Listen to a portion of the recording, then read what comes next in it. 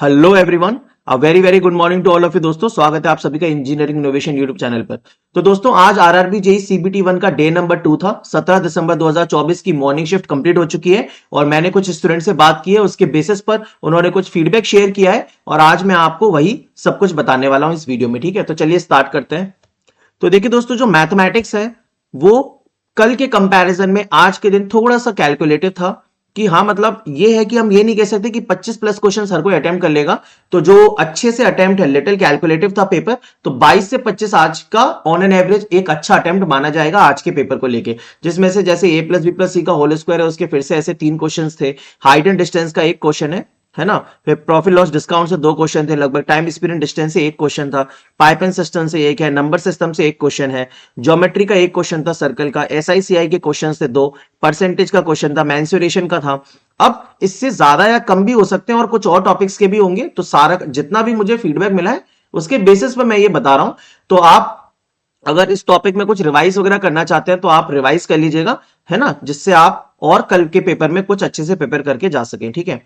फिर इसके अलावा जैसे साइंस को देखेंगे तो साइंस में वही फिजिक्स केमिस्ट्री फिजिक्स केमिस्ट्री और बायोलॉजी जो है, तो ये लगभग लगभग बिल्कुल सेम ही रहा है। बायोलॉजी में कुछ क्वेश्चंस ऐसे थे जो कि समझ में नहीं आ रहे थे और मेनली प्लांट बेस्ड किंगडम से ही क्वेश्चंस आ रहे हैं, प्लांट किंगडम से और रिप्रोडक्शन से। और इसके अलावा फिर फिजिक्स की बात करें तो फिजिक्स में वही इलेक्ट्रिसिटी से, मैग्नेटिज्म से, इक्विवेलेंट रेजिस्टेंस से, मिरर का भी न्यूमेरिकल था। और केमिस्ट्री की बात करें तो मेनली रिएक्शंस का पार्ट थोड़ा सा बच्चों को टफ लग रहा है, तो आप इस टॉपिक को अगर देखना चाहो तो देख सकते हो। ठीक है।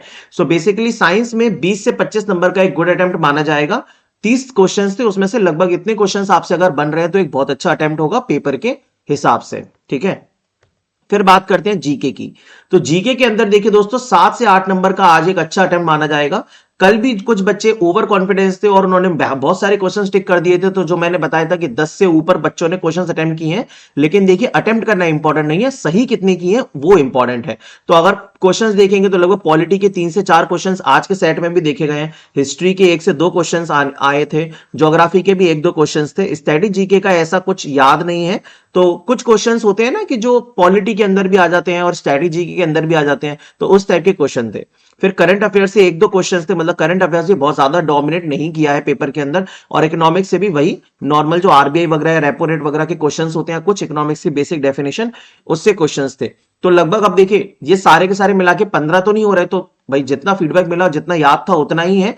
लेकिन फिर भी आप एक बढ़िया तरीके से पेपर को अटेम्प्ट कर सकते हैं और जो पेपर का ओवरऑल अटेम्प्ट रहेगा वो आपका लगभग 70 प्लस क्वेश्चंस अगर आप बिल्कुल सही करके आ रहे हो तो आप बहुत अच्छा सेफ स्कोर में, मतलब सेफ जोन में हो आप। ठीक है ना। और रीजनिंग अगर देखेंगे तो रीजनिंग तो सेम एज एएलपी ही है, मतलब रीजनिंग जो है वो लगभग कोई भी बदला नहीं है। रीजनिंग का वही हिसाब किताब है कि क्वेश्चंस उसी पर आधारित है। और मैंने कल ही टेलीग्राम चैनल पर अपने पूरा का पूरा एएलपी के रीजनिंग के सेट और बाकी करंट अफेयर्स को रिवाइज करने के लिए जो एक्स्ट्रा बुक्स हैं वो शेयर की थी। तो मेरे टेलीग्राम चैनल का नाम है ऋषभ अग्रवाल डब्ल्यू। ठीक है। डिस्क्रिप्शन बॉक्स में भी लिंक है और मैं कमेंट बॉक्स में भी पिन कर दूंगा मैसेज, टेलीग्राम चैनल की लिंक पिन कर दूंगा। तो आप लोग इस टेलीग्राम चैनल को जरूर से ज्वाइन कर लें और एएलपी के रीजनिंग के क्वेश्चंस को एक बार और प्रैक्टिस कर लीजिएगा, जिससे आपका थोड़ा सा और मतलब एक सेल्फ प्रैक्टिस हो जाए। ठीक है। क्लॉक्स कैलेंडर वगैरह से क्वेश्चन नहीं था, कोडिंग डिकोडिंग से मैक्सिमम क्वेश्चंस थे।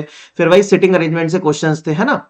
तो और काउंटिंग फिगर से क्वेश्चन नहीं आ रहे हैं। ठीक है ना। काउंटिंग फिगर से क्वेश्चंस भी नहीं है, तो आपको वो कवर करने की जरूरत नहीं है। सो बेसिकली रीजनिंग तो एएलपी के लगभग पर एएलपी पर ही आधारित है। जीके में 7 से 8 क्वेश्चंस का अच्छा अटेम्प्ट रहेगा, आप इतने क्वेश्चंस आराम से बना सकते हो।